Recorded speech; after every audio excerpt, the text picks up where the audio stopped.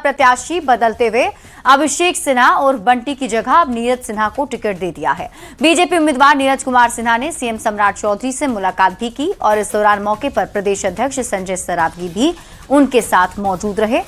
ये तस्वीर हम आपको दिखा रहे हैं जब मुख्यमंत्री से मुलाकात करने के लिए नीरज सिन्हा पहुंचे थे। उनके साथ बीजेपी के प्रदेश अध्यक्ष संजय सरावगी भी मौजूद रहे।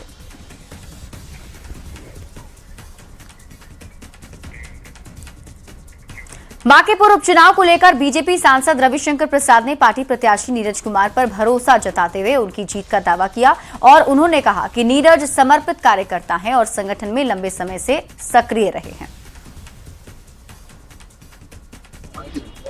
माननीय नीरज जी को बांकीपुर का प्रत्याशी बनाया है। नीरज जी हम लोग के बहुत प्रामाणिक कार्यकर्ता हैं। उनका पूरा परिवार जनसंघ के समय से विचारधारा के लिए जुड़ा रहा है। नीरज जी भी बूथ और मंडल के कार्यकर्ता रहे हैं। सादगी भरा जीवन है उनका। मेरी बहुत शुभकामना है और पूरे कार्यकर्ता और जनता उत्साह से लगेंगे और बहुत निर्णायक जीत होगी। बांकीपुर विधानसभा उपचुनाव को लेकर जेडीयू के मुख्य प्रवक्ता नीरज कुमार ने कहा कि दुष्प्रचार ही विपक्ष की राजनीतिक पूंजी है। मुद्दे और नेतृत्व के अभाव में अफवाहें फैलाना उनकी मजबूरी है। बांकीपुर विधानसभा उपचुनाव में जनता का आशीर्वाद एनडीए के साथ है। अब सवाल जीत हार का नहीं बल्कि विपक्ष में नीचे से प्रथम कौन रहेगा इसका है। दुष्प्रचार ही विपक्ष की राजनीतिक पूंजी है।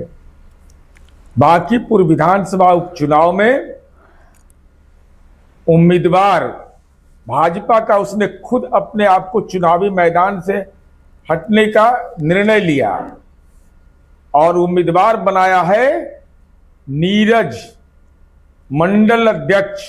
नीरज का अर्थ होता है कमल और कमल भाजपा का निशान है जो एनडीए का संयुक्त प्रत्याशी है। तो ऐसी स्थिति में विपक्ष इस बात के लिए चिंता करे कि नीचे से फर्स्ट कौन करिएगा।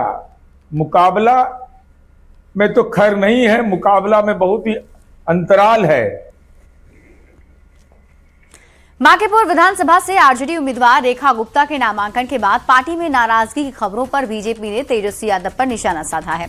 बीजेपी प्रवक्ता नीरज कुमार ने कहा कि तेजस्वी का पार्टी नेताओं और कार्यकर्ताओं पर नियंत्रण अब खत्म हो रहा है और वे उनके नेतृत्व को स्वीकार नहीं कर रहे हैं।